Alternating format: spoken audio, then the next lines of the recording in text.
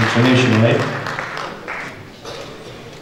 Domnul Bogdan Țâmpău, deputat al municipiului Deva.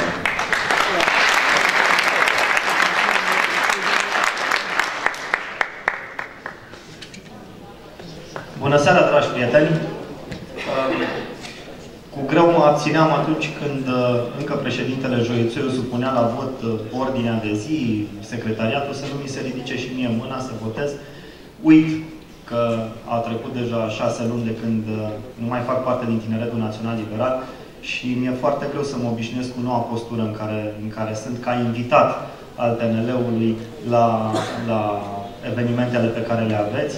Și țin să vă asigur că de fiecare dată când voi fi invitat, voi veni cu mare drag la toate evenimentele organizației acestea. Eu datorez cea mai mare parte din școala politică pe care am primit-o organizației de tineret. Organizație de tineret în care am crescut împreună cu voi, în care am învățat aceleași lecții. Mare parte dintre cei care am început în anul 2000, când eu am intrat în Partidul Național Liberal, nu ne mai regăsim aici.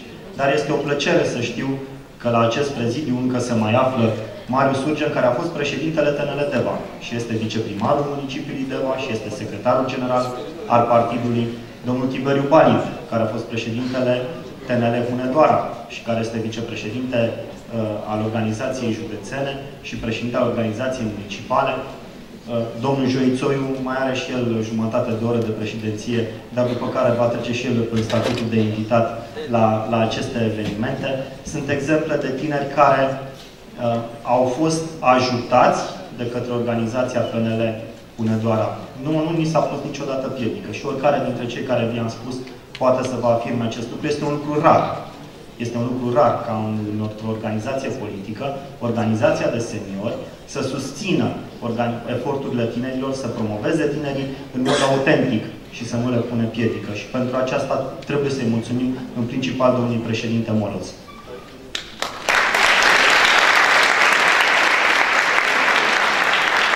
Vreau să le mulțumesc tuturor colegilor care știu că au făcut un efort deosebit să vină astăzi de la Cluj, de la Sibiu, din Timiș, de la Sălaj, unde se bate în harta în cui, pentru a fi astăzi în mijlocul dumneavoastră.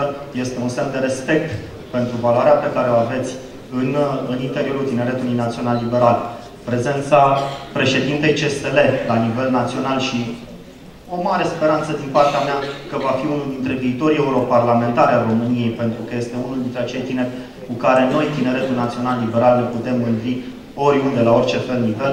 Este o nouă certificare a aprecierii de care dumneavoastră, tinerii din județul Hunedoara, vă bucurați în interiorul Tineretului Național Liberal. În sală, lângă voi, se află tineri precum Fauri Irinel. Unde ești, Irinel? Acolo. Da? Președintele TNL Deva, director Aqualent Deva. Este omul care pe mine mă umple de speranță când mă uit la Tineretul Național Liberal din municipiul Deva. Dan Marinescu, Adrian Zvâncă, unde sunteți?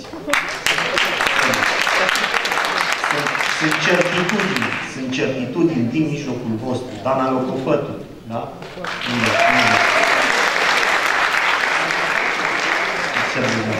Ramona Bălan, da? Raul Stoica.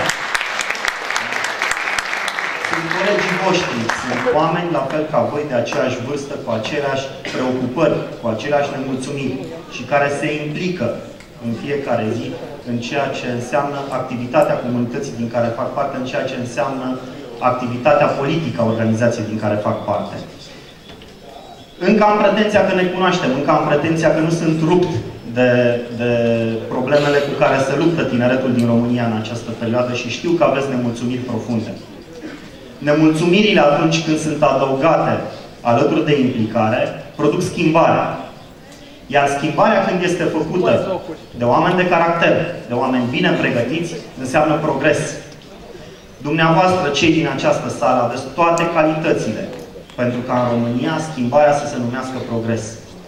Ceea ce eu vă rog este să vă implicați cât mai mult, deoarece îmi doresc să trăiesc într-o societate care să progreseze cât mai mult. Îmi doresc să trăiesc într-o societate care să arate așa cum vă doriți dumneavoastră să arate. Iar atunci când vă pregătiți, în școală, în liceu, în facultate. Nu vă pregătiți pentru România așa cum arată ea astăzi. Pregătiți-vă pentru România așa cum vă doriți dumneavoastră să fie și nu precupețiți niciun efort pentru a o face așa cum vă doriți dumneavoastră să fie. De-abia aștept ca împreună cu dumneavoastră să trăiesc într-o țară așa cum dumneavoastră vă doriți să fie. Mult succes noului birou! Vă asigur de tot sprijinul pe care voi putea să-l pun la dispoziție și întotdeauna veți avea, voi tinerii liberali din județul Hunedoara, în mine, un coleg, dar mai ales un prieten. Vă mulțumesc!